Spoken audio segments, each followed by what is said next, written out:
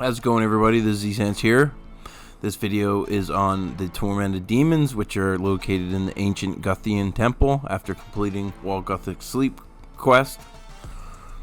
You can slay these as a greater demon task for Slayer, which is great XP. They drop the Tormented snaps, which is used to create Demon Bane weaponry, the bow and the sword. And the Burning Claw, which it drops, can be combined in a pair to make the Burning Claws, which is like a lower tier Dragon Claws, but they work pretty great. For recommended combat stats, you're going to want 75 plus, in the 70s at least. You're going to need Shadow of the Storm done for the Arc Light, which really helps speeding them up. The quickest way to get here is most likely the Teleport Scrolls, which are the Guthian Temple Teleport Scroll. They're also dropped by the demons, which you'll pick them up. You can use the game's necklace to teleport tiers of Guthix via jewelry to get there, and you'll have to have your Sapphire Lantern and attract a light creature in order to go there. So yeah, for the fight, they have fire shields that reduce damage taken by 20% for any weapon that is in Demon Bane or Abyssal. They'll use protection prayers against every combat style. They'll use ground targeted fire bombs, and they will disable your run energy, and they'll try to hit you, I think it's every minute they'll use that. And for every 25% of its health, since their last prayer swap, they'll change their protection prayer to the last combat style it was attacked with. And I will basically go there now.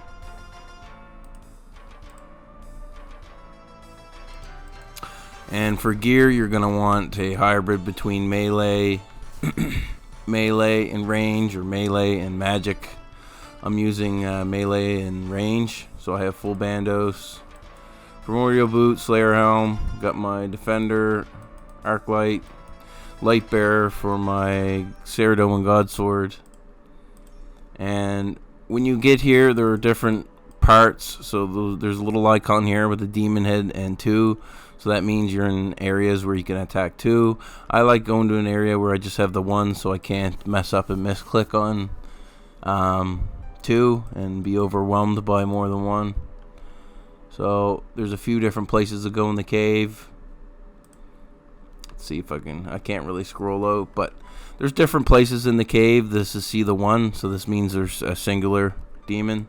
So it has a magic protection prayer. I'm going to try to guess it and use melee. It's going for range. You'll see it in its movements. When it switches its arm, it'll be range. Just like demonic gorillas, you kind of have to guess sometimes, and you got a 50-50 chance depending on, when you first attack it. It's kind of a toss-up. So now it's melee. I'm going to switch to range. And it will throw the big fireballs at me and stop my run. You'll see 2 shadows on the floor that are going to indicate where it's going to hit. So you're going to try to dodge it in some which way or another. I just threw on mage. Okay, it's still on melee. So when you basically get it down 25% of its health, it's going to switch its protection prayer. So once you start slaying these enough, you're going to get a pretty good feel for them, and it's not going to feel so foreign. After a bit of time, these do feel a little bit AFK. It's obviously not fully AFK, but you can, watch a movie or watch something while slaying these, and it's no big deal. There's the fireballs. I just ran on one of the squares like an idiot, but that's okay. Obviously, you're going to mess up, or if you're not focusing fully, you're going to take damage. But it is pretty straightforward. If you've been slaying demonic gorillas, then this is pretty similar. So usually I just start it with protect for melee and see what the vibe is. You can kind of stand away a bit to see if he runs towards you, and if he doesn't, that means he's going to either use magic or range. So you have a little 50-50 chance there. I'll go through one more kill just to show you. Obviously, it's a little easier when you have better gear. You can bring higher hitting melee weapons, because when he completely drops his fire shield, you'll have better accuracy and damage. But I kind of just keep it simple. Kills are pretty quick for me, so I don't try to sweat it any other way. Protection for melee. There's the fireballs. It's going on for melee. I should have went for my protection prayer over switching my combat style prayer. That's okay. There we are. It's gonna switch its prayer one more time, and we'll go to melee. We'll use the Seraph sword to restore prayer. He's gonna chuck those fireballs on the ground though, so here we go. Switch. There we go. We'll get spec off. We'll get one more spec off for the shits and giggles. There we go.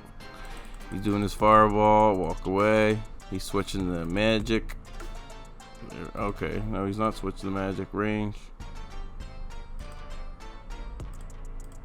I am better at these switches. I'm just kind of messing about right now, trying to make the video. So there are two kills. It's not rocket science, you know. It's just like anything in this game. The more you play it, the more efficient you'll be. If you're comfortable with these, you'll be comfortable with demonic gorillas. I find these actually a lot easier than demonic gorillas because of the amount of times they switch. I hope you guys come out here, slay them. It's great money. You know, when you go dry, it sucks, but you know, when you get a few snaps, drops, or a claw, it's pretty damn awesome. Thanks for watching, guys. Like, comment, subscribe. There's not a ton to this guide, so I kind of wanted to keep it a little short.